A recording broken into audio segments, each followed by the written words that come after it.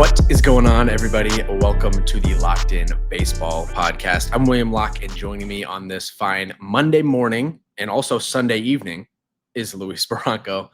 Luis, how goes it? Hey, how it goes, how it do. Another week in the books, another JJ McCarthy stink fest in the freaking books. After last night, text messages were very quiet from William last night regarding such, but it's been a good weekend, my guy. Can't deny. Been binging Love Is Blind. New Love Is Blind season coming out in 2 weeks. In Denver season, and then Soup. All in all, decent weekend. A lot of rain. I don't know if you guys get that in Chicago right now, but it's like clockwork here in South Florida. It hits 12 o'clock, clouds come in, and it rains. We got a big storm on Saturday morning, so it did rain this weekend. Good weekend, chill weekend. Just back home or in Chicago today, this weekend, whatever. So didn't have to travel anywhere because I've been traveling a lot of late. Watched a lot of baseball. Watched the Yankees, obviously, which we'll get to in this episode. We also recorded the second half, the MLB Weekend in review. We recorded that on Sunday evening, so we're going to go back in time for that part. If any of the things we said in the second half didn't really make sense, that's why, because we recorded it on Sunday. But I feel like most of it makes sense. I mean, the only thing maybe we were alluding to some of the standings things, and obviously the Yankee game was still in progress. But all should be good there. That was a fun part of the podcast. Before we get started in the Yankee recap, please like, rate, review, subscribe on YouTube. We did hit 150 subscribers this morning, so I guess now our next goal is we're going to say 200 by the end of the calendar year. Got about just under 3 months, right? No, just over 3 months until the end of the year. Can't believe it's already almost 2026. Nonetheless, please hit that subscribe button on YouTube. Keep liking, subscribing, all that stuff. Follow us on all of the social media platforms. Trying to get to 1,000 followers on TikTok. We're I think it's like 640 right now. So thank you all for the support this season. Been a great season for us, and we're excited to keep going. Excited to talk some Yankees today. Obviously, it was a bit of an inverse series. Usually we're used to the Yankees losing the first two and then winning the getaway day, but they actually won the first two against Boston and lost the getaway day 6-4 on Sunday Night Baseball. But they do finish the challenging 12-game stretch 7-5. So, Luis, you want to tee it up? Wow, you just teed it up for yourself right there. I mean, there you go. I mean, the New York Yankees, as we always do the weekend in review with the New York Yankees. William, a resident Yankee fan, has been a Yankee fan since birth. And as we always do on the podcast, we always review the weekend that was for the New York Yankees. This weekend, the New York Yankees faced off against the Boston Red Sox up at Fenway. Last series of the year between both teams this year could meet in the playoffs, remains to be seen. But on Friday, the Yankees won 4-1. Luis Gil was carrying a no-hitter for much of the game when he was on the mound. Pitching 6 strong, 4 walks, 4 strikeouts. Judge hit homer 47. Passing Joe DiMaggio for 4th all-time in Yankee history with career homer 362. And he has the most homers for a right-handed hitter in Yankee history. Giolito pitched 5 2/3, 1 earned, 1 walk, 6 strikeouts. Devin Williams, again, typical Devin Williams fashion, puts a runner on, gets your heart rate going, and David Bednar came in to save. I just feel like, to be honest, I'm not going to take pre-workout anymore. I'm just going to watch Devin Williams outing. I think that's enough to get me going before the gym or anything in general. Saturday, the Yankees won 5-3. Max Fried with an MLB leading 17 wins, hit 98.8 miles an hour on the fastball. 5 1/3, 2 earns, 2 walks, 6 strikeouts. Brian Bello pitched 5 strong, 4 earned, 4 strikeouts. Luke Weaver got the hold. Devin Williams got the hold. Fernando Cruz also pitched decent again.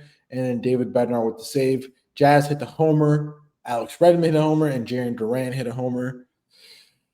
After that, last night's game was not great. Will Warren, again, if you listen later, William is can't focus because of how Will Warren was last night.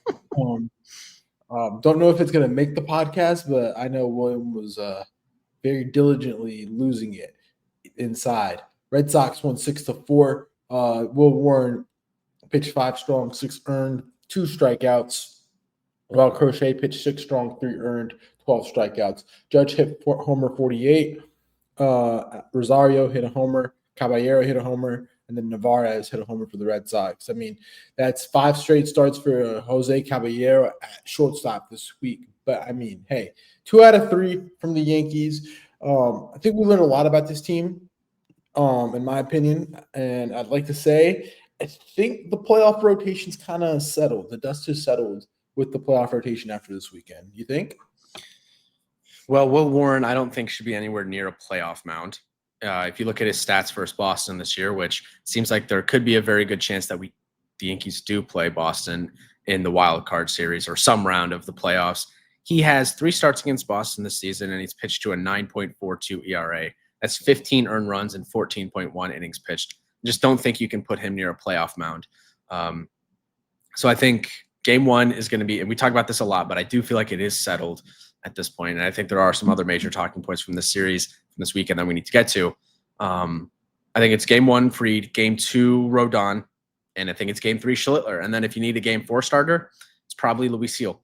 And, the Yankees might put Luis Gil in over Schlittler because of Gil's more of a veteran pitcher, even though he was a rookie literally last season. I do worry about the balls and strikes with him. He throws has a lot of walks and struggles with the command. But I think that's where it is. I mean, the biggest thing with Will Warren, John Boy Media last night, John Boy tweeted a really good tweet last night that I read, and I just pulled it up. Will Warren's numbers against playoff teams are not great to look at. He's pitched 11 starts against playoff teams, and after the second inning of last night's game, he's pitched 49 in the third with an ERA of 7.3. And he then says, even worse, this is the 3rd time the runs have come his first time through the order. So against the Dodgers in the first inning, he gave up 4 earned and then 6 in the second. Toronto, 7 earned in the first. And then last night with Boston, it was 6. So I think that's the biggest thing that we need to talk about is the playoff rotation and looking at it. I think Gil's going to get the nod at game 3 over Schlittler. Or 2 more so, because it's just a playoff experience. Not playoff experience, but just like you said, the veteran presence in quotation marks. And the fact that Schlittler's like I said, his innings are high right now for a rookie season. Yeah, that is a concern is the innings count. So I think it's you're probably right. I think it probably will be Gil. And then if you need to move Schlittler to the bullpen, you will. I think he has, an arm that is kind of tailor-made for the pen, throws really, upper 90s into the hundreds, wipe out off-speed stuff, breaking balls. So he has, stuff that translates well to the bullpen. I do wonder what Will Warren's role is going to be in the playoffs. Is he going to pitch at all? Obviously, he won't be a starter. He'll be in some type of bullpen role. Probably like a long reliever if the game gets out of hand, similar to what Paul Blackburn's been doing for the Yankees for this season since the Yankees claimed him. But yeah, I think that start on Sunday night kind of solidified Warren's role this season. And, it's still his first full season. He's more or less been fine for a first full season for a guy that wasn't really expected to have a role on this team this year. He's had some good starts. He's had some blow-up starts. Good job by him to get through, 5 innings last night? He could have easily, given up 10 earned runs or something. And the Yankees didn't give up a run after the first inning. So he did settle down, but it was just that first inning that completely killed him and kind of put that game out of reach. The Yankees did a good job trying to fight back. They made it interesting toward the end.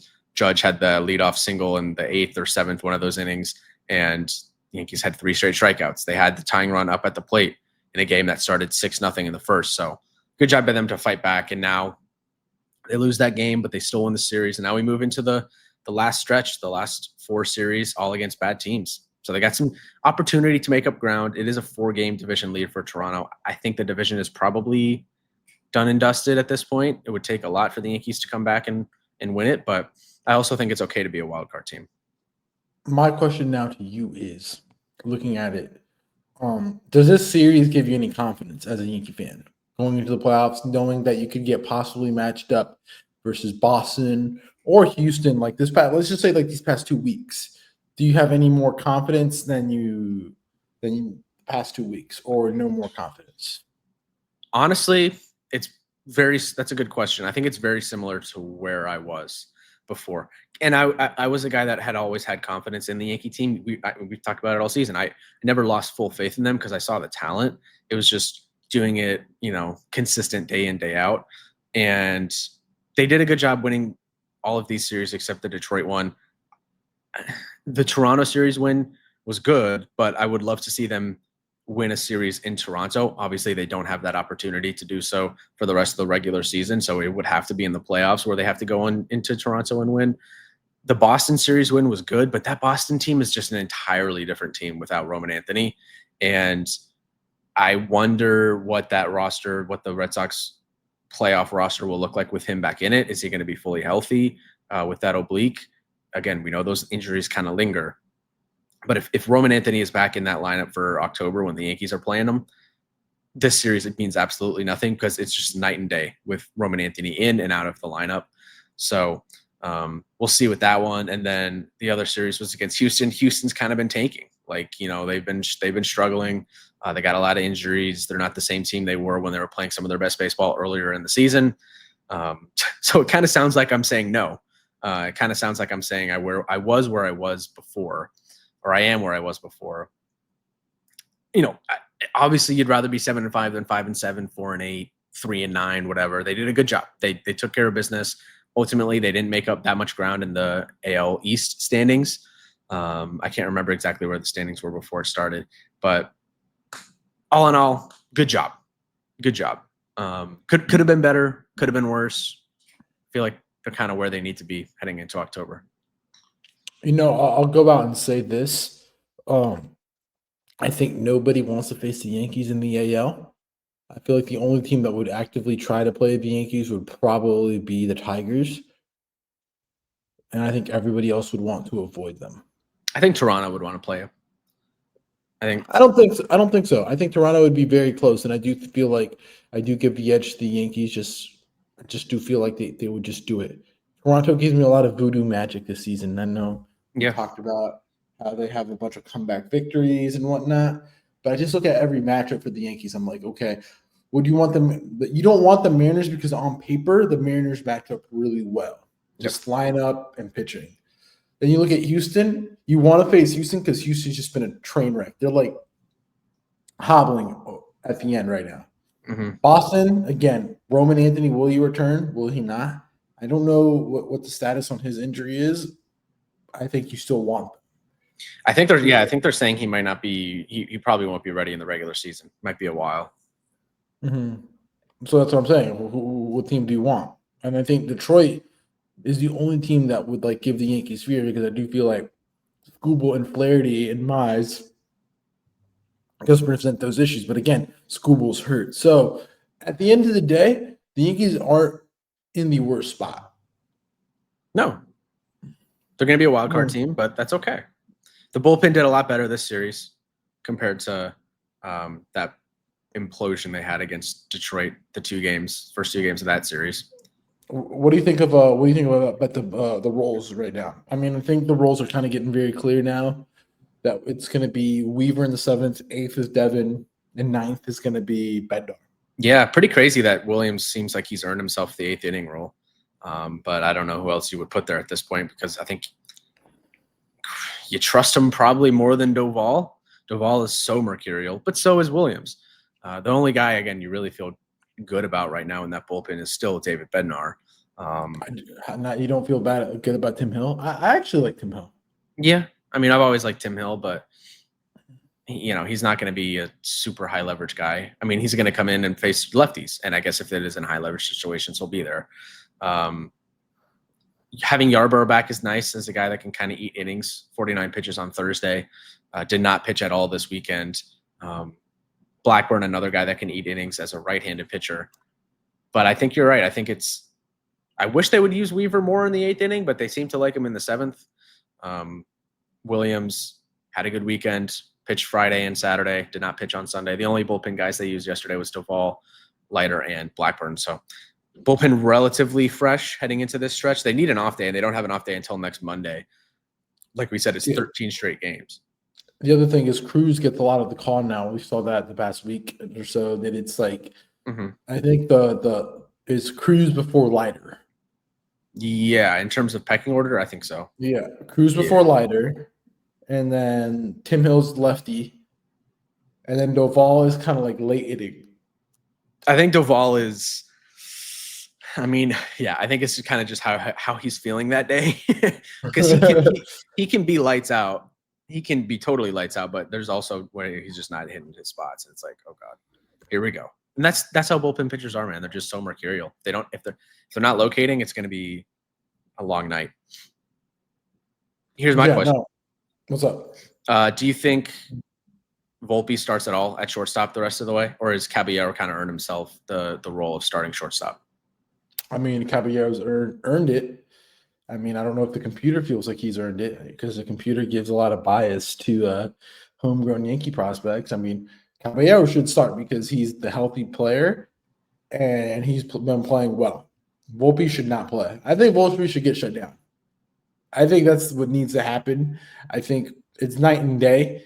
I think we've talked about defensively. I feel much more comfortable watching, the team. I think the best defensive alignment defensively is McMahon at third, shortstop Caballero, second Jazz, and then first, ideally Goldschmidt defensively. I know the bat, you'd want Rice, but defensively, Rice isn't bad, but I mean, like, having Caballero and Jazz is the best up the middle defense right now.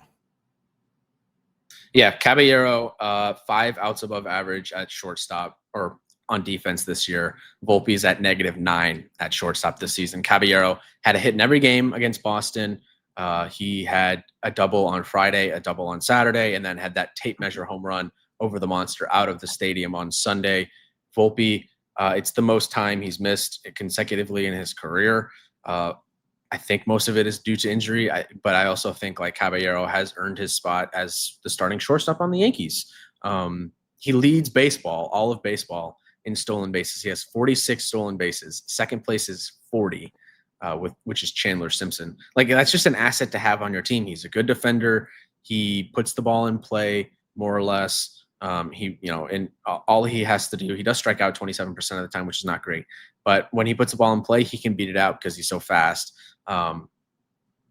Walks at a good rate, 87% walk rate. Like, it's not like he's a night and day upgrade over Volpe at the plate, but he is still a better hitter than Volpe is this season. The only thing he doesn't have is the power, but he did flash it a little bit on Sunday Night Baseball with that home run. I think he's kind of just earned it, and Volpe's not 100%. They have their baked-in excuse for him to be the guy next season, and we'll see Caballero probably be used as a utility guy. But I do think it's one of the more interesting storylines down the last 2 weeks of the season is Volpe hurt, or is Volpe healthy, and Caballero's just kind of earned his spot as the starter? I think you're also underestimating the point that Caballero has really great at bats. That's something that's not going to be in the box score the way Caballero fights off pitches and gets pitchers to throw extended amount of pitches to get out. Volpe, we can go on the Substack article and, like, obviously, like, he can't hit a fastball. I think every Yankee fan on Twitter has gotten the StatCast and the Savant page about Volpe's swing.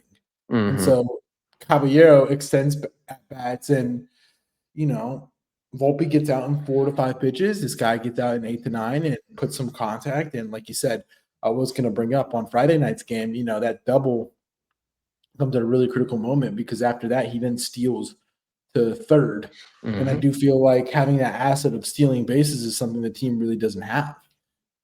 Speed kills, and the ability to, essentially get a single and essentially you're on third. They don't have that. And I think that's something that you just can't take for granted. Yeah, the only other guy in the current lineup is Jazz that can steal bases. Otherwise, Jason hasn't played he did get the start. Jason Dominguez finally got a start on Saturday.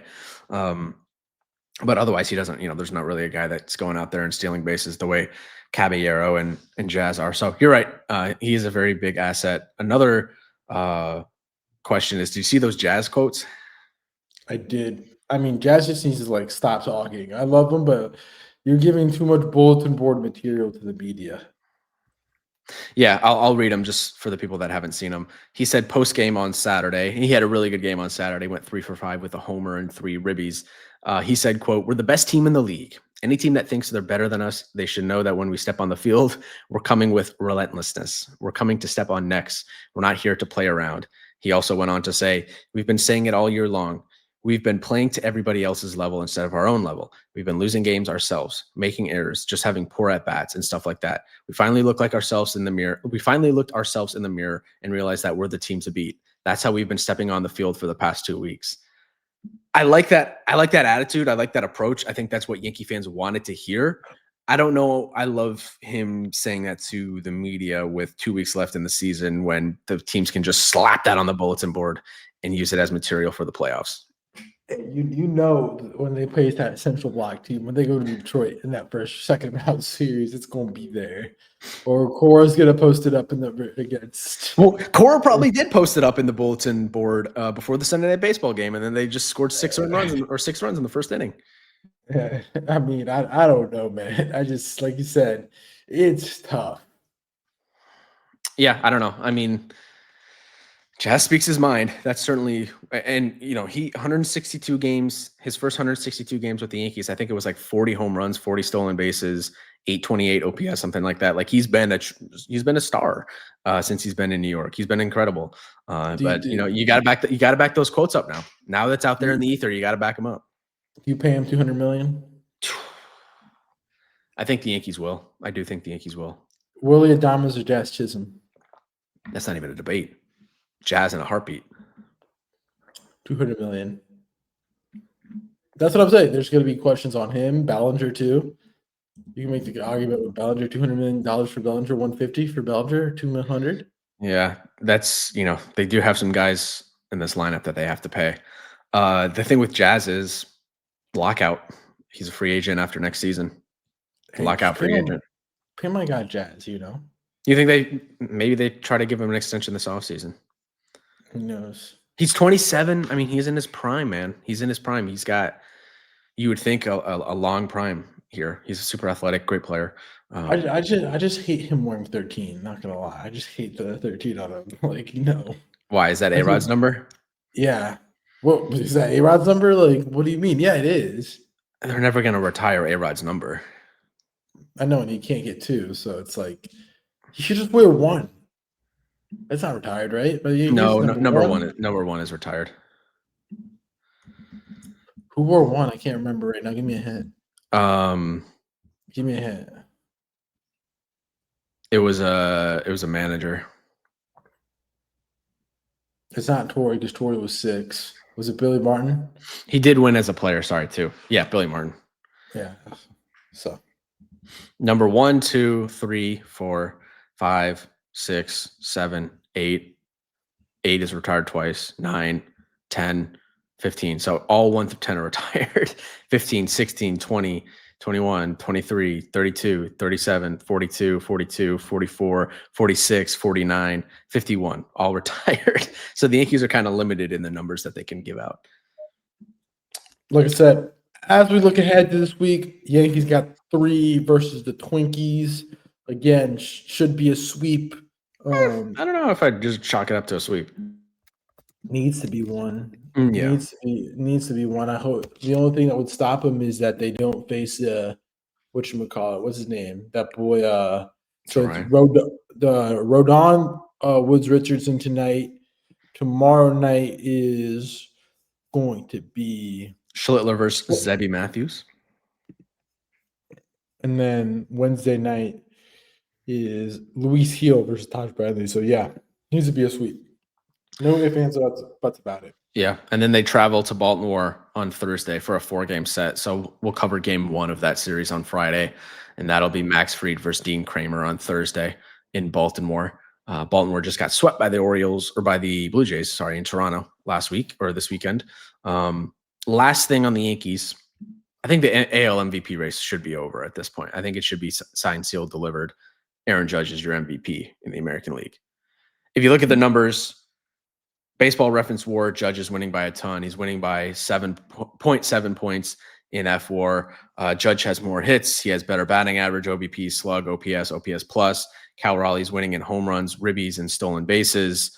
I think Judge has earned it. I mean, if you look at like in the counting stats or the like batting average, OBP, slug, OPS, like he's winning by a very wide margin in all of those categories. OPS plus, it's 207 to 165.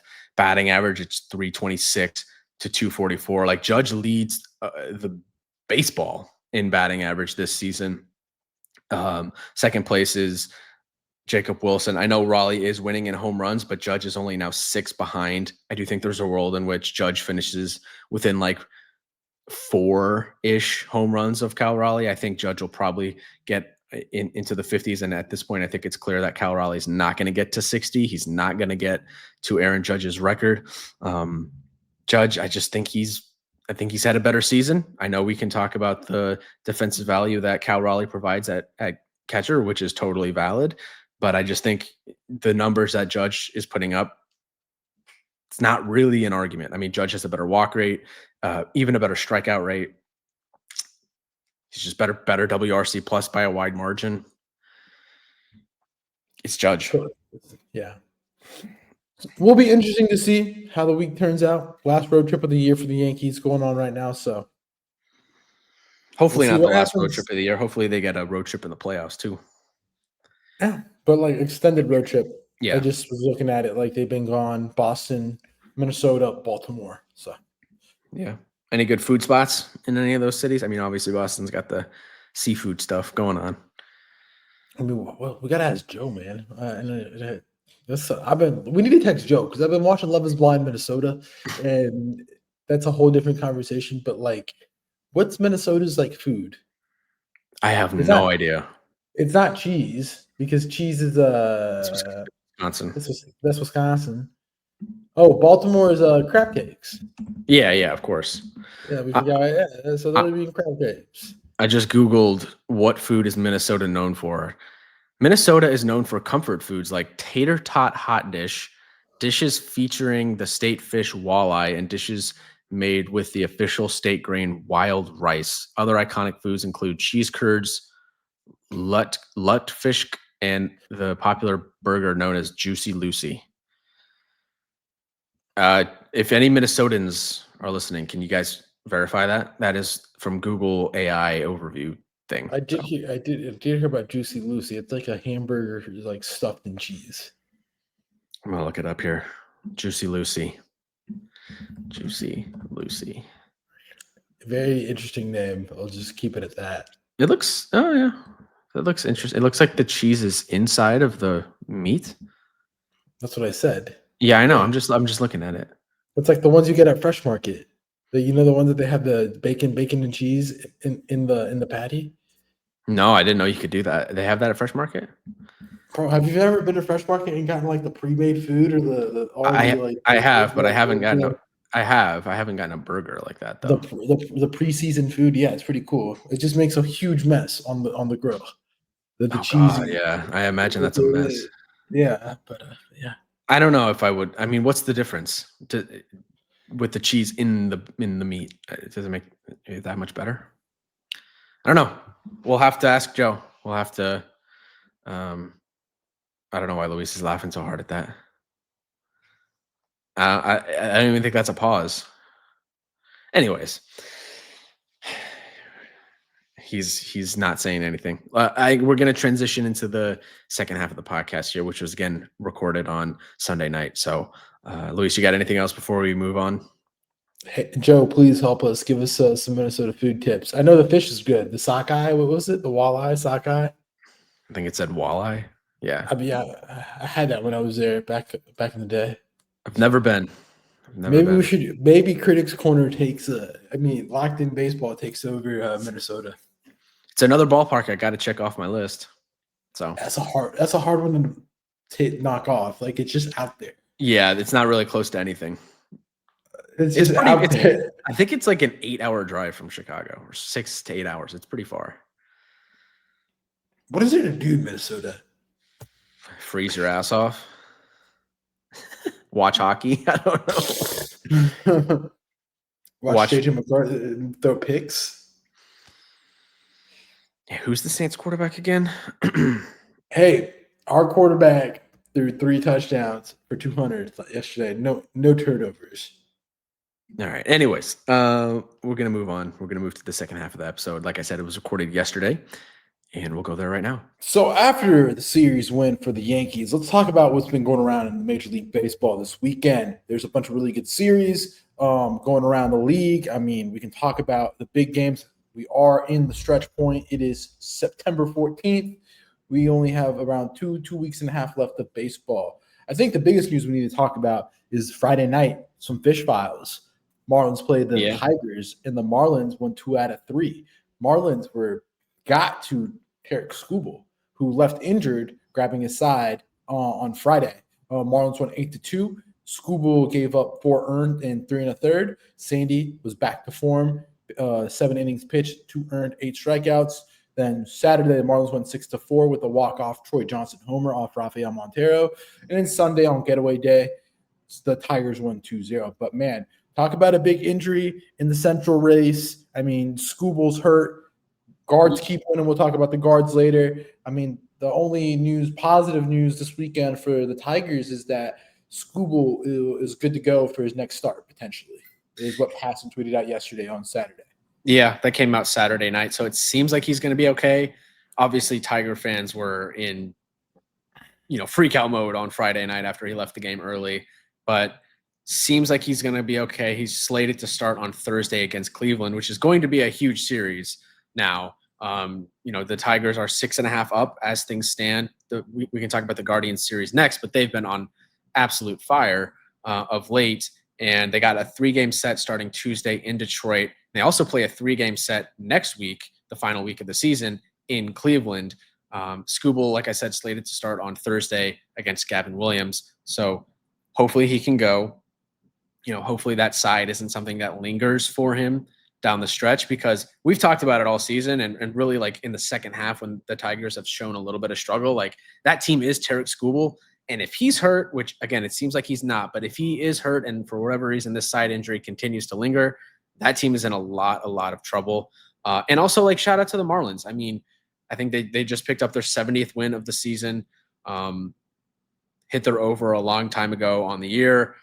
Nice series win over a good, one of the best teams in the American League, at least in terms of record.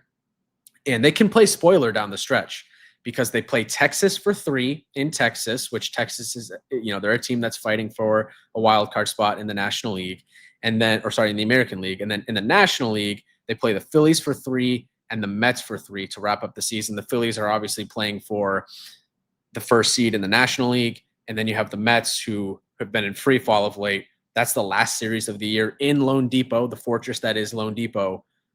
The fortress. The Marlins could play spoiler there and knock the Mets out of the playoffs. We'll see what the standings look like at that point. But good series win for the Marlins. And again, they've been pesky all season long. Obviously swept the Yankees. See what they can do down the stretch. I'm telling you, man, it's going to be a whirlwind to finish. I mean, Tiger's been struggling. I mean, the question is, I've been getting people, my Ohio listeners have been telling me, are the Guardians going to make the playoffs?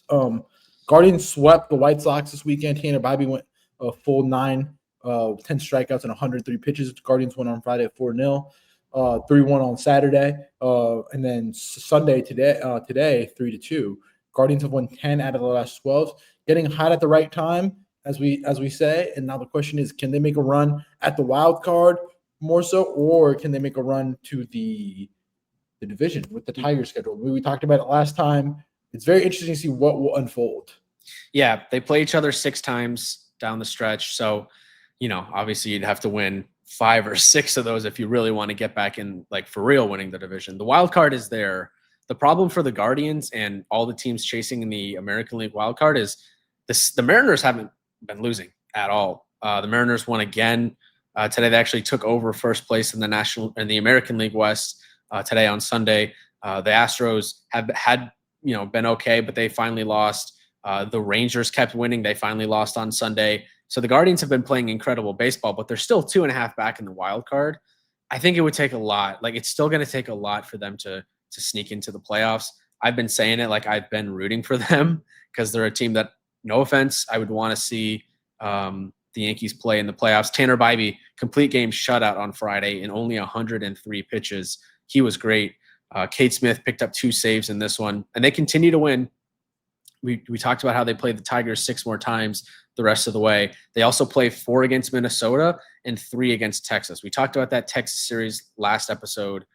That Texas series could have a ton of meaning in that American League wild card. So, I mean, they're a team that I'm watching every night at this point. They're 7 games over 500. And it's just such like a contrast between the American League wild card race and the National League wild card race, where it seems like all of the teams in the American League they just keep winning. They keep pushing for that third wild card spot. The third wild card spot in the American League is currently 12 games over 500, and the Astros at 81-69. Meanwhile, in the National League, the only reason that the Diamondbacks and the Reds, even though they got swept this weekend, and the Giants are really in that race is because the Mets have just completely capitulated. And the Mets are only 4 games over 500 in the National League wildcard for that third wildcard spot. So complete like contrast. And if you popped, the Guardians in the National League, they'd be a playoff team right now. But unfortunately, for the way things stand, they're not. If I had to make a prediction, I think it's probably going to be as things stand. I think you're going to see the Red Sox, Astros, and probably the Yankees as that wild card team, those wild card teams in the American League. But still, good thing for baseball is we have fun races on both sides. That's the biggest thing. Fun races. I think Houston can slide out. That's my one team I think can slide out. I mean, you alluded to Seattle. Seattle got a 4-game sweep this weekend against the Angels, 7-6 on that we covered on the last pod. Then they got 2-1 on Friday, winning. Brian Wu had a career high 13 strikeouts and first time ever hitting 10 or more strikeouts. That was on Saturday when they won 5-3, and today they won 11-2. George Kirby had 14 strikeouts. I'm telling you, the Mariners are hot. I think they'll win the division. But when you look at Houston, I mean, Houston this weekend played Atlanta. Atlanta is struggling right now. Atlanta always been struggling the whole year more so. Houston won 2 out of 3 versus Atlanta, 11-3 on Friday. And Saturday they won 6-2. Lost getaway day 8-3. Framber could only get through 4 innings today. I tell you, I look at Houston's schedule. That's the team that I kind of look at. That I can see like sliding out. I feel like Cora is going to have those boys doing really well to end the stretch. I just feel Houston. They got the series versus Texas, Seattle, the A's, and then they play the Angels. Those next 3 series are huge for Houston. And like the way Seattle's playing, the way Texas is playing, and Texas controls their own destiny right now. That's what I really like right now. The way the A's are playing, especially at home. That's true. So yeah, that's a tough stretch. And you're right. Like, there could be locker room things there. They have a ton of injuries. Framber, bad start today. There's a lot of question marks there, whereas I feel like Seattle, obviously they've won 9 straight, so they just keep like churning out wins. Cal Raleigh hit home run number 54, which tied Mickey Mantle for most in the single season by a switch hitter. That home run came on Sunday. Like, they're just banging out wins. They're finally, putting things together at the right time of the year. And we've said it all season, like, that's terrifying team in the playoffs because they finally have the lineup. So they do feel like the class of the West. We talked about it last time, like, better ingredients, better pizza. Seattle Mariners. Like I said, I'm just completely nervous when it comes to the whole Houston thing. Like, I just can't see them. Yeah, that race is shaping up to be quite exciting down the stretch. I think both of our money, though, we got our money on Seattle, taking it in the West, and then third wild card spot, it's still totally up for grabs. But I'm leaning Houston just barely inches it. Again, that's going to be a huge series against. That Texas series, they play them for 3 Monday, Tuesday, Wednesday of this week, and then the Astros play Seattle. That's just a brutal week. And Texas, you want to talk about Texas and move to the NL wildcard race? We got to talk about Texas. They just got Adolis back today. which is a big deal. They activated Yeah. him off the IL. They played the Rangers, winning 2 out of 3. I mean, Jacob deGrom, first start back from Citi Field, 7 innings pitched, 3 earned on Friday, 2 strikeouts, winning 8-3, scoring 6 off of Jordan Tong in the first, chasing him early. And then Saturday, Rangers won 3-2. Edwin Diaz gave up a run. Rangers were down 2-0 heading into the 8th, but then Jock had a sac fly. Rowdy Tellez had a ground rule double, making it 2-2, and then Wyatt Langford with a single, making it 3-2. Losing 8 straight for the Mets. That's just not good. Not playing good ball. Soto hit homer number 40, but hey, that's what happens when you make $800 million. You really don't have enough money to give the pitching. And Sunday, the Mets won 5-2 and in 10 innings. Walk-off three-run homer for Pete and ending the losing streak at 8. But like I said, there just isn't a lot of money when you get paid $800 million. I mean, let's look at the schedule for the Mets going into it. I mean, I'll do the Rangers until we can wrap up the AL wildcard race. I mean, they get the Marlins, so like you said, they can play spoiler. Then they get the Twins and then the Guardians. So ideally, if you're a Rangers fan, you want to take care of business against Minnesota and Miami.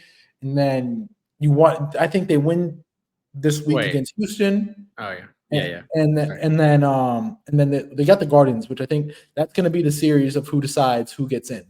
That's going to be like a mini playoffs. Like I tell you, all these teams right now are already playing playoff baseball. You're like in playoff mode. You can't lose, because if you lose, like for example, if the Guardians lose, you're out damn near. Yeah, it's every game is super meaningful. And 2 weeks left down the stretch run. It's going to be a lot of fun. The Mets thing, like, look, I think you kind of hit the nail on the head in the sense that you spent $1 billion basically on one player. Great. I mean, Soto's been unbelievable. 40 home runs on the season, gonna get really close to that career high.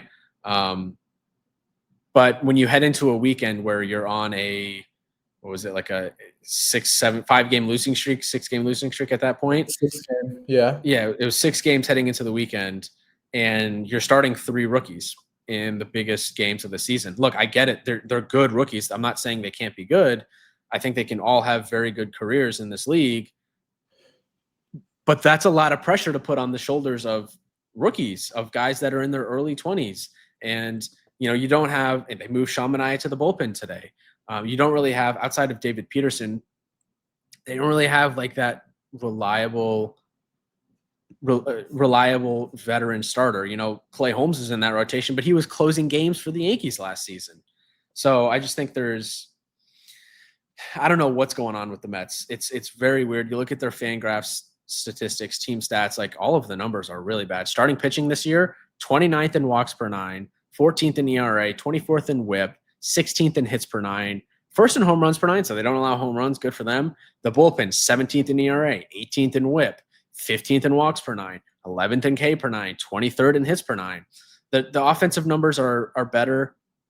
A lot of that is buoyed by Juan Soto's incredible season. I know he's struggled at points, kind of got off to a slow start, but he's been a lot better, especially down the stretch last month or so.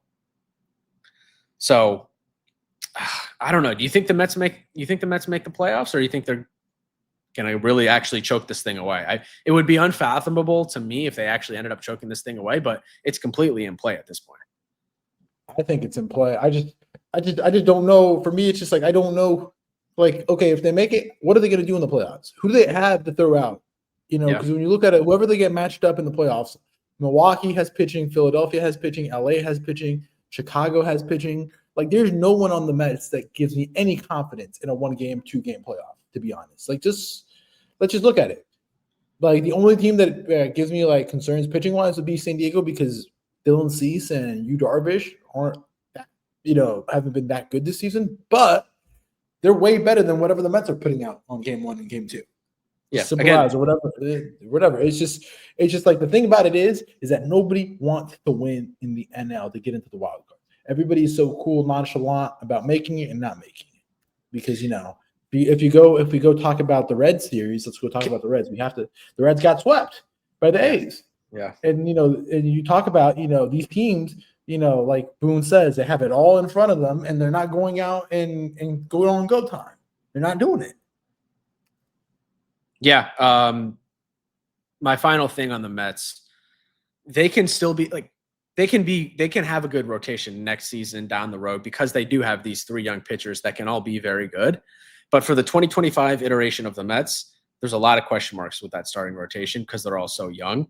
So I still, I don't really see a world in which they go out and spend a ton of money on a starting pitcher this offseason because they have that internal development. They already spent a bunch of money on Juan Soto, and they have a lot of huge contracts on the books. Not that, Cohen is going to be scared to go out and spend, but I think they're going to invest in other ways, maybe have a little bit of a quieter offseason and work on that internal development. Mania in the bullpen will be interesting. They have this week, they go San Diego for 3, which is going to be tough. That is at home in Citi Field. It's going to be King, Pivetta, and Cease that they face against Holmes, Peterson, and Tong. They got three against Washington this weekend. They got to sweep Washington. Then they go 3 in Chicago and 3 in Lone Depot to wrap up the season. They're only 4 games over 500. Fangraphs gives them a 76% chance of making the playoffs and a 0% chance of winning the division, obviously, because Philly is going to wrap that thing up pretty soon here. I'm just really interested to see what they do in the offseason for the pitching, because they did the whole paying premium pitchers. They did it with Verlander and Scherzer, and then they didn't work out. And then this year they had the opportunity because the Soto domino fell pretty early in regards to this year's free agency. It was the first domino to fall, and everybody was available, and they didn't go out and address it. They addressed Clay Holmes pretty early, but I mean, if you're relying on Clay Holmes to win you a playoff start, I mean, you have done something completely wrong in your pitching development. I'm not saying it's because Clay Holmes is not a good pitcher. I think we agree he's a solid MLB pitcher. I just think that he's not a guy you were relying to win a playoff start. I think every good team, I can't think of a team that's won the World Series in recent history that's had they haven't had a 1. The only team that I remember that hasn't had a number 1 overall pitcher, like a legit ace, was the Royals.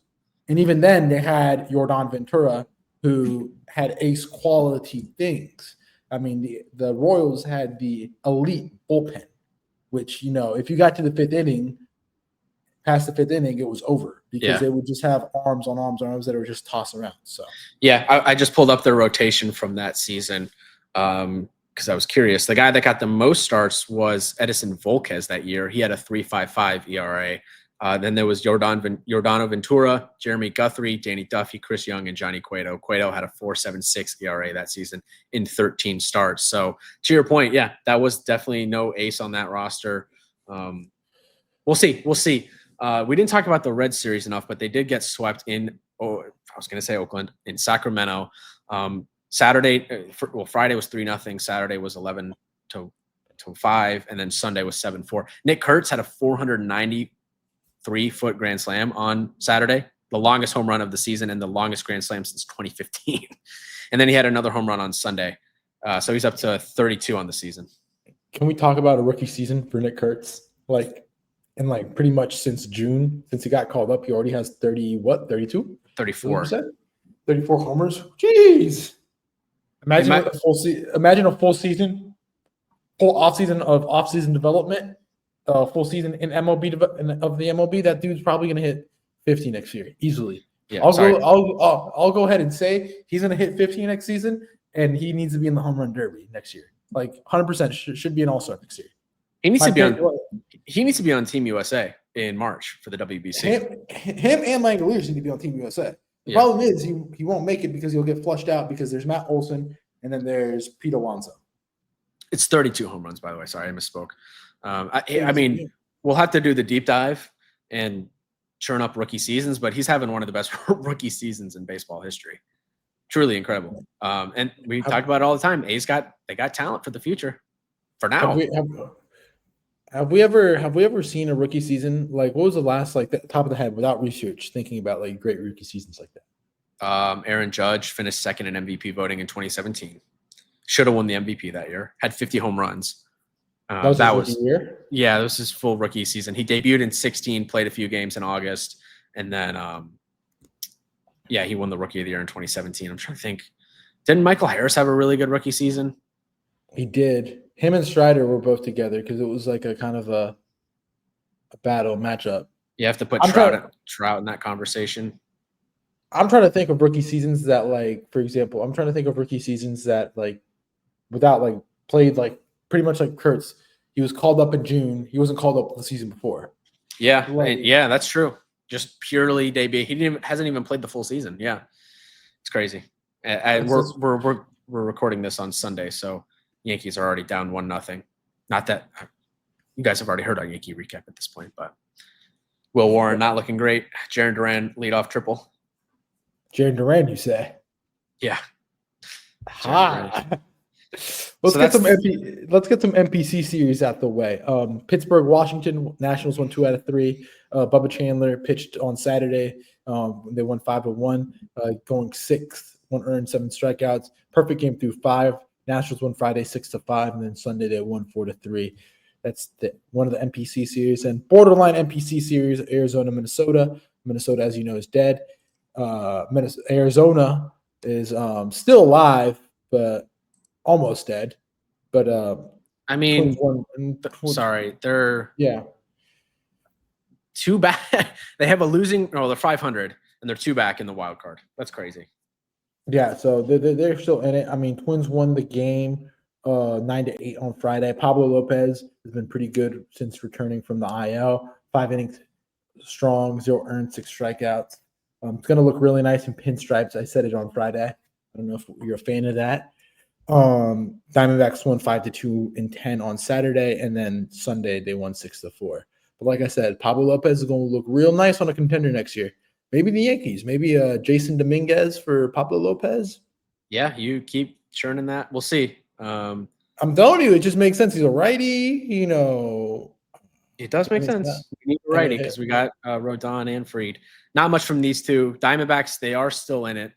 Only 2 back, like I mentioned. If you look at their schedule the rest of the way, they have a huge, massive series, 3-game set starting tomorrow on Monday against the Giants.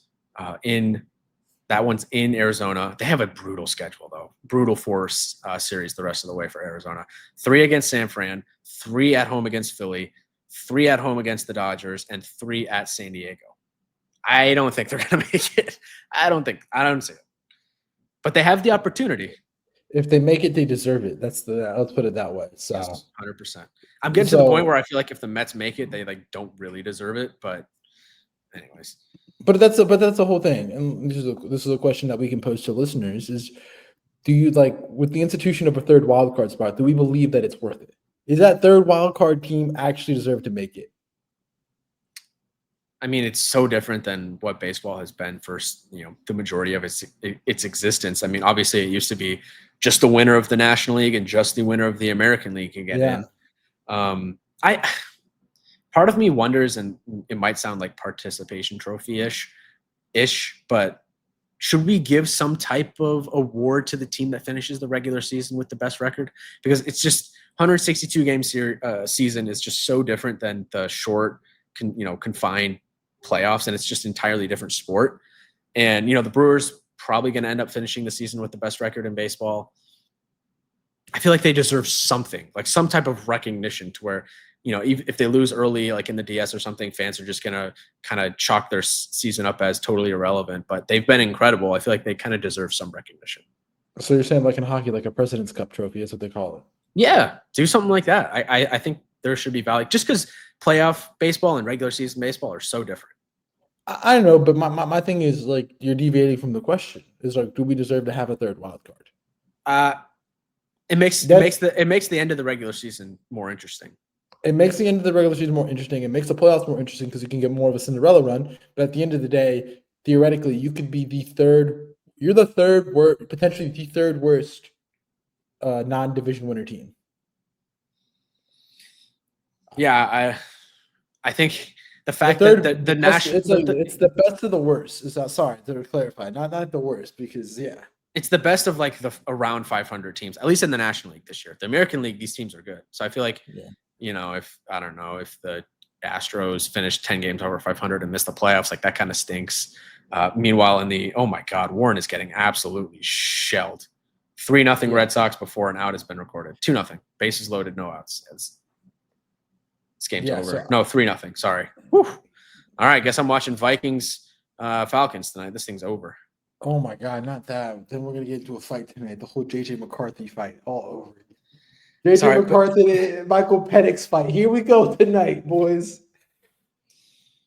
Will Warren nowhere near a playoff mound. I don't even think I want to see him on the bullpen. And sorry, we're stepping on the comment. This makes no sense. This is Yankee talk. Yeah. It's interesting. We've seen that trend across all of sports. NFL adding playoff teams, NBA doing the play-in thing, now baseball doing the expanded playoffs or expanded wild card. I don't know. It makes the regular season more fun. And we did have the Rangers. I don't think the Rangers were a third wild card team, but I know that the Diamondbacks and Rangers were both in the World Series as wild card teams 2 years ago. So I just don't enjoy the deadline. It just doesn't make it fun. Well, this year's deadline was probably the best deadline we've seen in a long time. Yeah, but the wild card encourages mediocrity. Yeah, and it does. Generally speaking, it takes away from the deadline. 100%. Look at the Angels. Perfect example. Yeah. I feel every time one of my buddies that doesn't know baseball and like they're just casual listeners or casual viewers of Major League Baseball, what they say, and excuse my language, is what the fuck are the Angels doing? Like, what are they doing? What are the Angels doing? What Luis, can you explain to us what the Angels are doing? And honestly, I'm just like, no one knows. It's like that guy that likes having the chance, but then at the same time doesn't have a chance. Yep.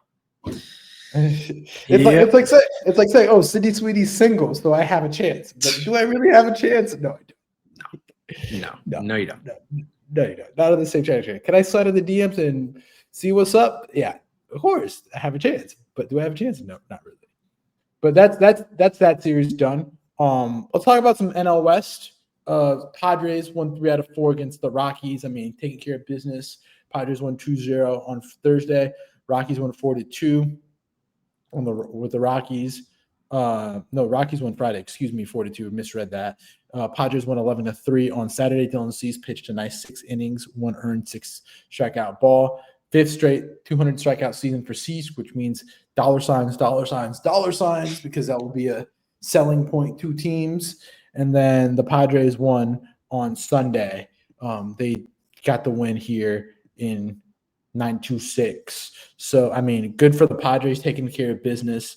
But at the same time, when you look at what the Dodgers did, I mean, that's still a race. Dodgers won the series against San Francisco, winning 2 out of 3. Giants won 5-1 in 10 after a huge Patrick Bailey nuke walk-off grand slam off Tanner Scott.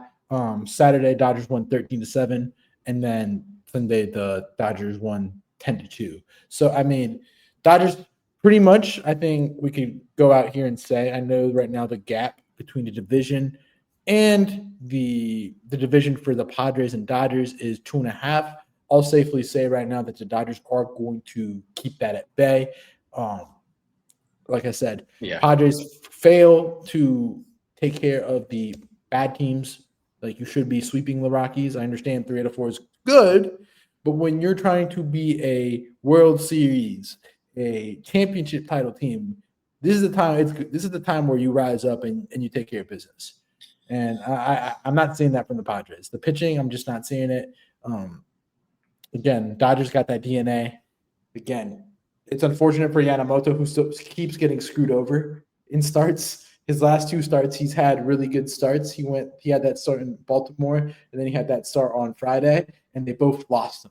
Yeah. So I think it's safe for me that Yamamoto's game 1 start for the Dodgers. Yeah, he's definitely game 1. They're 2.5 up, but it's really 3.5 or 3 because the Padres lost the season series to the Dodgers. Dodgers, we talked about their schedule. It is tough. Mets, White Sox, or sorry, that's wrong. It's Phillies, Giants, Arizona, Seattle, and then Padres go Mets, White Sox, Brewers, Arizona. So tough schedules, I think, both of the ways. And you got to take advantage of the Rockies. You got to sweep that series. They left some meat on the bone. Still good to end up winning the series, but you want to sweep. And good bounce back for the Dodgers after a tough loss. Good pitchers duel on Friday. They took advantage of the weekend series or the weekend games and won both of those. I do want to pull up Clayton Kershaw's splits by inning this season because he struggled in the first inning in this one.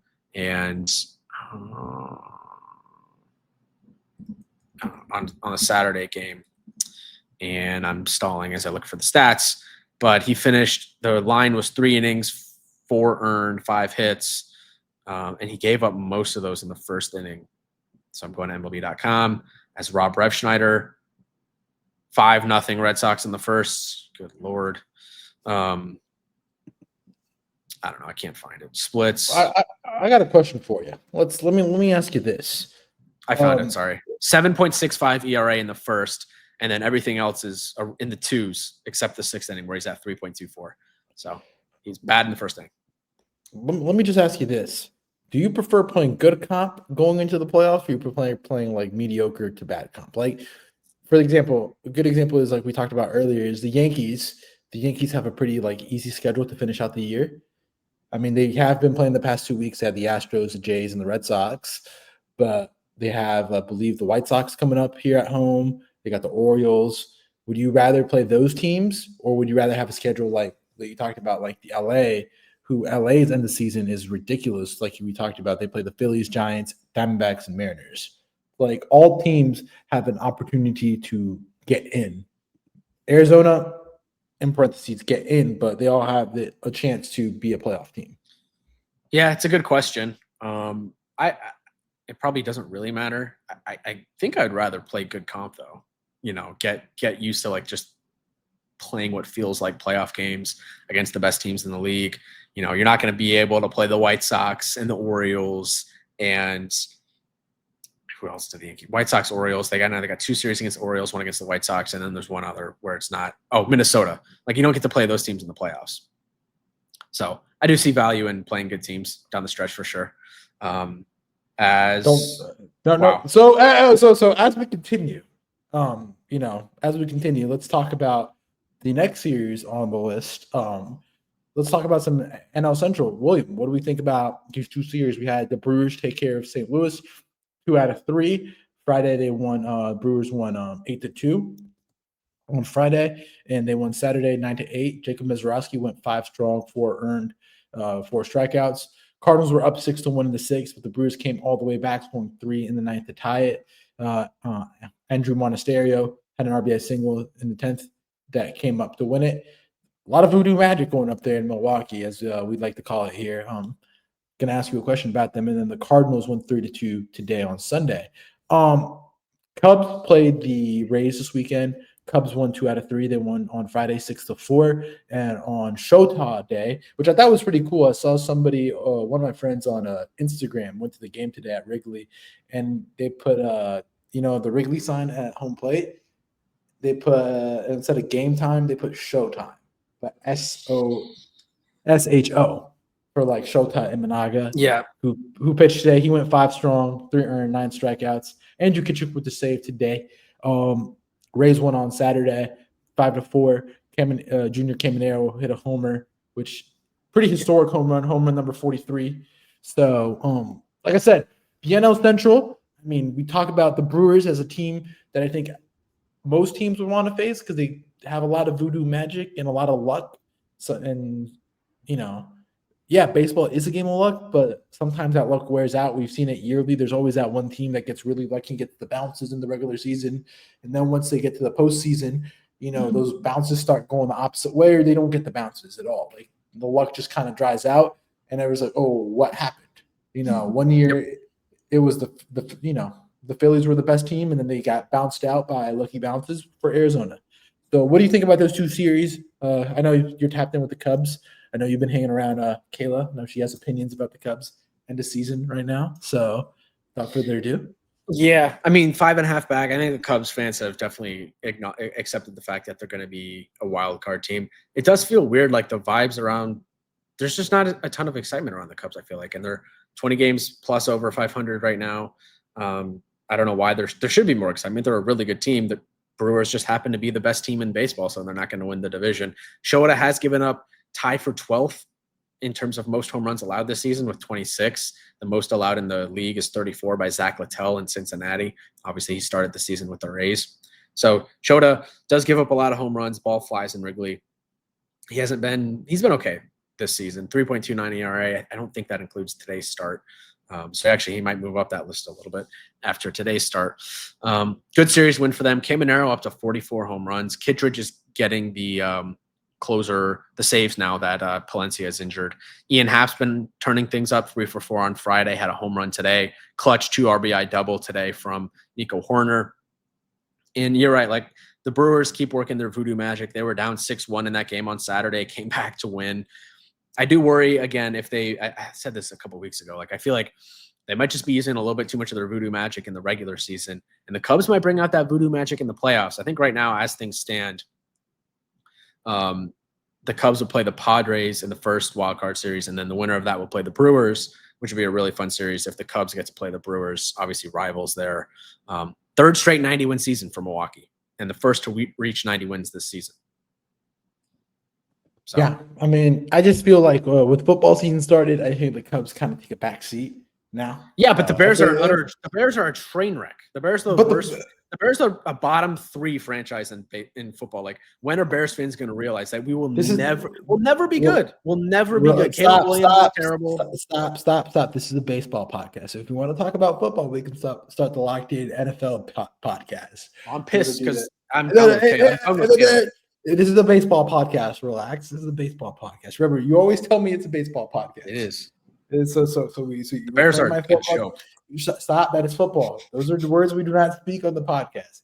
Don't get me going. Pay attention to the Cubs. The Cubs are good. The Cubs are 20 games over 500. Like Chicago, that's a good team. I'm already tingling to want to talk about the Bears, but I'm not going to. But regardless, 21 games over 500. When it comes to the Cubs, I just kind of feel like the fan base is kind of let down. And I feel like you could agree with this. That after the trade deadline, Wednesday, we had a lackluster trade deadline. I kind of feel that's what kind of showed the fan base. Like, this is what we view about this team. We don't view ourselves as true World Series contenders. Count that with the PCA struggles and the Kyle Tucker injury. I kind of feel like all that has like taken the juice out of the season. So it's kind of like, okay, we'll be in the wild card. We'll probably get bounced out, and it's over. This is where it ends. Thank you very much. Keep it moving. We go another depressing season for a Chicago sports fan. Notre Dame sucks. Bears suck. Cubs uninspiring. Typical wild card. You're not good and you're not bad. You're just average right now because you're not going to be who. You're not going to beat the. You're not going to be one of the big boys. You're not going to beat the Dodgers. You're not going to beat the Phillies. You didn't buy at the deadline. At this kind of, I empathize with Chicago sports fans. Blackhawks suck. Bulls suck. White Sox suck. I don't know about – I think the Sky are not very good. They got Angel Reese. Yeah. Chicago Fire stink.